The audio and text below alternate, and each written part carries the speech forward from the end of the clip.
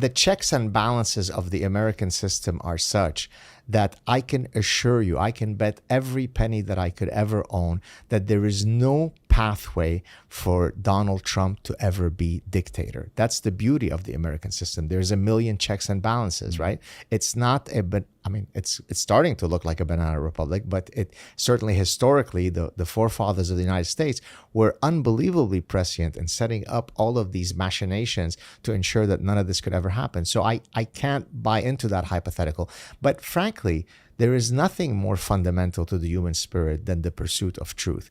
If I can get you to stand up as in a confirmation hearing for the Supreme Court and have a senator ask you, tell me what a woman is, and you don't have the epistemological confidence to say, what kind of dumb question is that? Of course I could tell you what a woman is.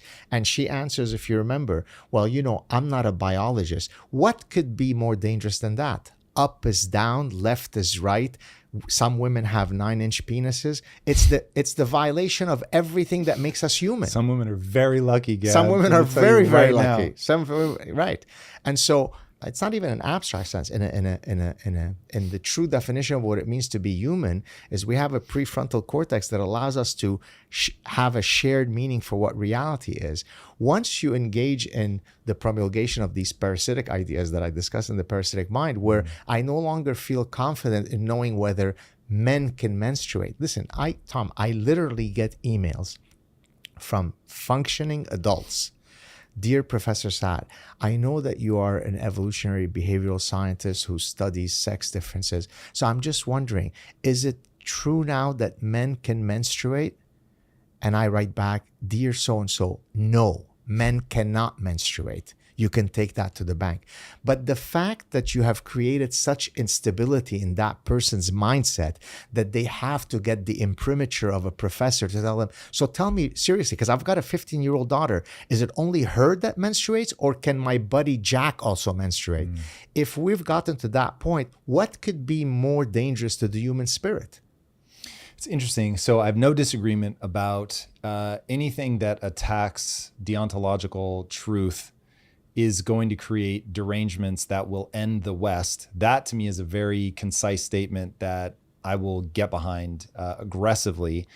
It's what I call the physics of progress. So the physics of progress is simply in all aspects of your life, you're asking one question. I know where I want to go, but I don't know how to get there. And so I'm going to run a bunch of tests and see which ones actually move me closer to my goal. Could be being a better parent, could be running a business. But you have to be able to say all the things you think are true, even if they are wildly offensive. If you actually believe this could be true, you need to be able to ask it. And then run an experiment and see if you can get evidence so that you know how to actually progress towards your goal. And assuming that your goal is honorable, I'll just short circuit all the comments. I'm making the assumption that your goal is honorable. It elevates not only you, but other people. Okay, so attacking that is, I have a frame of reference. My frame of reference is grounded in Western values. And so that to me is anathema to the way that we ought to live. I'm making a moral judgment, and I'm very much here for that.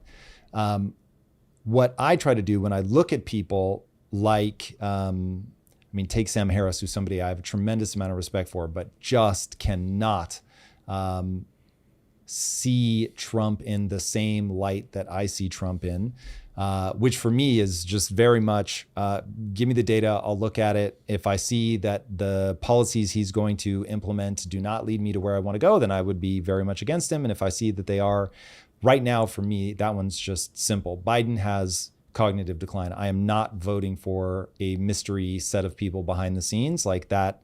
That's a non-starter for me. I don't even understand that argument. But I want to look at it from somebody like Sam's point of view and say, okay, if this person really is a threat to democracy, well, I care tremendously about democracy. So then the question moves to, how do we determine if someone is actually a threat to democracy?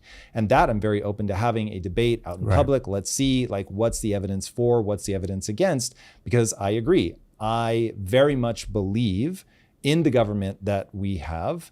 It has for 250 years given us, just certainly economically, one of the greatest countries that's ever been on the face of the earth.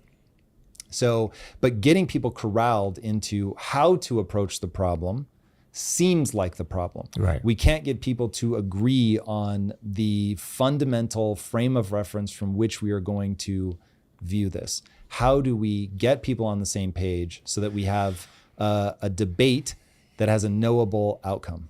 Right. Phenomenal question. Can I borrow your pen? Please. Because I want to use it Do you as a want paper? prop. No. Imagine if this were the cork of a wine bottle. Have I talked about this before? You have, yeah. Here or on my show? Was it? With you? I've heard you speak so many times. About I okay. don't know. Because it's going to, in a sense, answer your question. Yep. So there's an expression in Arabic that says getting drunk by smelling the cork of the wine bottle. So if this is the cork, look, I'm getting drunk, I'm getting woozy, right? It refers to the fact that you are of weak constituency. In other words, that you don't really need to do the hard work of drinking the wine for you to get drunk. You just take a whiff and you're already tipsy, okay? Now, I take that Arabic saying and I apply it to how people make decisions. And so when I say, for example, that you're getting drunk by smelling the Obama cork, look, I'm gonna smell Obama, you ready? He has such a mellifluous voice. He has such a radiant smile. He says such useless, platitudinous bullshit, but it sounds like a Southern Baptist preacher, and so he must be saying something important, right? I didn't say I agree with his fiscal policy. I didn't say I agree with his interventionist or non-interventionist foreign policy. I'm simply getting drunk by the cork. On the other hand, here is now Trump. He's disgusting. He's boorish, right? He's vile. He's cantankerous. He lacks that presidential quality. He doesn't speak in diplomatese, right? He's in your face. He's a Queen's guy. And therefore, so now I'm going to get more psychological. There's a persuasion model often used in psychology of advertising called the elaboration likelihood model. It basically says that when you're trying to persuade someone, if I'm the advertiser, you're the consumer, I could engage one of two persuasion systems in your mind, either the peripheral system or the central system. Peripheral would be the cosmetic cues. So for example, if I am advertising a perfume, I don't usually tell you, here is the chemical compound reason why you should buy this perfume, because that's triggering your central cognitive processing.